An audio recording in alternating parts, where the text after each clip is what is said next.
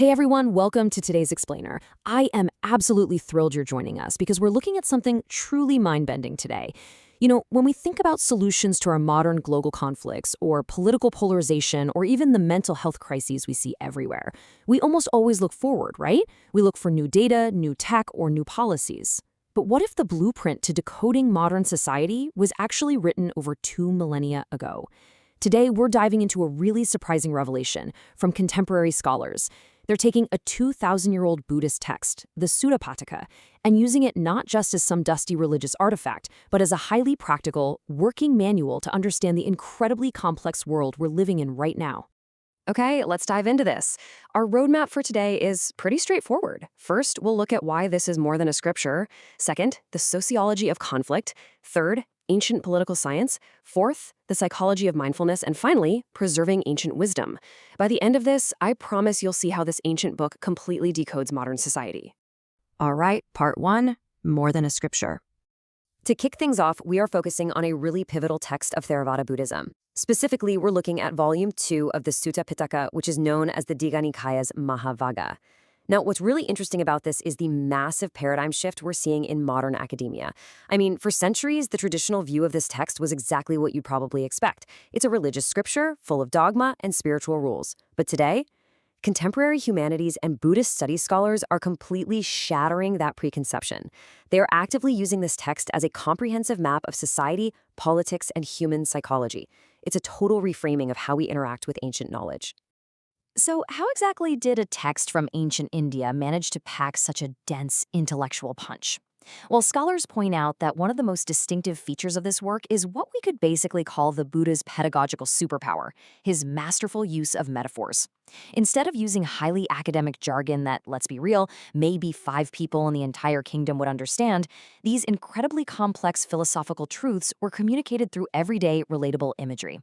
We're talking about things like 4 kinds of lotus flowers, or the intense frustration of a weaver's tangled thread, the simple mechanics of a cartwheel, or just the universal light of the rising sun. These illustrations weren't just pretty words, they were incredibly strategic. They allowed people from absolutely all social backgrounds to grasp profound truths in very concrete, accessible ways. Moving right along to part 2, the sociology of conflict. To really understand this dynamic, we have to look at a specific discourse called the Mahānidāna Sutta. And this brilliantly illustrates why modern sociologists are just so fascinated by this ancient work. It actually lays out a systematic, step-by-step anatomy of how human conflict escalates.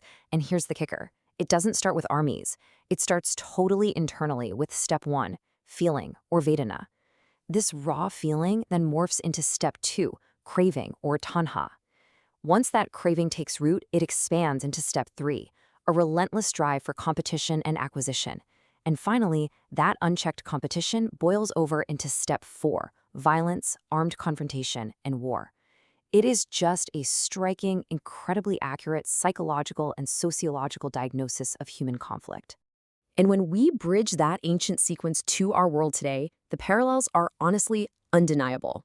Scholars are noting that this 2,000-year-old progression perfectly describes our contemporary global realities. Think about it. That journey from craving to competition to violence is the exact same mechanism driving today's global inequality, fierce economic competition, and these devastating struggles over resources. It tells us that the actual root of modern geopolitical instability is, fundamentally, an unchecked human psychological process. Okay, let's look at Section 3, Ancient Political Science.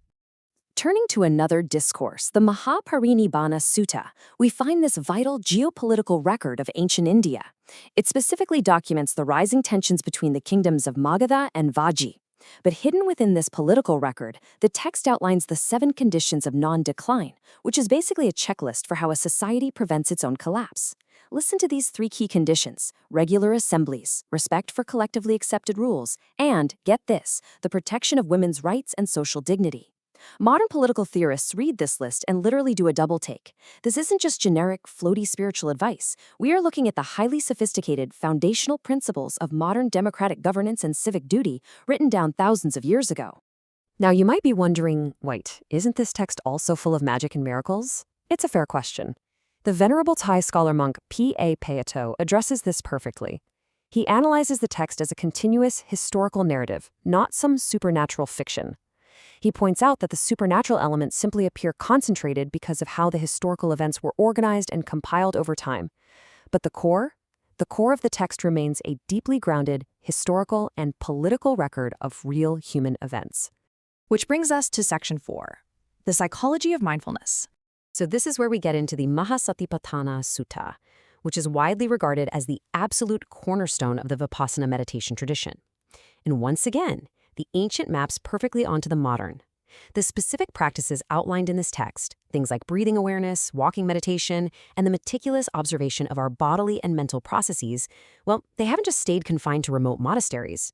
Researchers and clinical practitioners have directly applied these techniques to contemporary disciplines. Today, they are foundational tools in modern mental health care therapy and even elderly care, providing highly practical, real-world relief for modern psychological distress. But hey, this tradition is not without its internal friction, which actually makes it even more fascinating. It turns out even venerable monks have heated academic debates. The renowned Thai Buddhist reformer Buddhadasa Bhikkhu actually leveled a pretty strong critique against this famous text. He argued that parts of the Mahāsatipaṭṭhāna Sutta are unnecessarily elaborate for practical everyday meditation. He boldly suggested just cutting through all the complexity and having practitioners focus primarily on anapanasati, or mindfulness of breathing, as their central method. So the crucial point is that this kind of healthy academic debate proves something absolutely vital about the Sutta Piṭaka and its surrounding tradition. It highlights an incredible intellectual dynamism. Rather than demanding this rigid, blind adherence to textual authority, the tradition actively encourages interpretation and critical reflection. Because the ultimate goal here isn't to perfectly memorize a book, right? It's to achieve practical results. Specifically, the reduction of suffering and the real-world cultivation of wisdom in your everyday life. And finally, our last section, Part 5, Preserving Ancient Wisdom.